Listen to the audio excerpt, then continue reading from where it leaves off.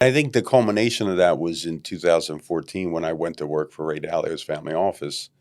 I had it was a great opportunity, but it was a very hard experience because with the kind of environment there and the community was about giving feedback and Yeah. learning about yourself and all these things. And I had never experienced that.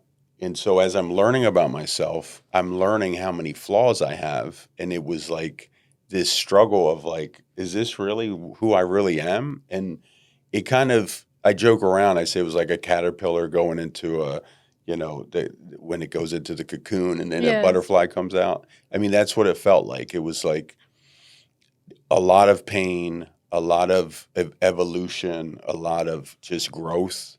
And when I came out of that experience, it was a different person. And I started being more interested in learning about myself. And I started reading Brene Brown books and, listening to Amy Cuddy and TED Talks and things like that, just to kind of become more aware of those things. And that can And be very, very, very powerful. I think it's that part of ourselves where, like you said, when we start getting to know ourselves, yourself, when you start, realizing who you are, the bad layers of yourself and the good layers and everything in between. I think it's very painful.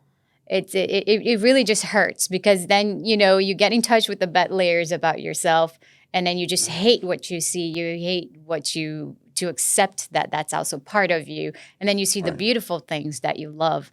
So you struggle in between. I don't want to be this. I don't want to be that. But you still have to accept that maybe you are all of that.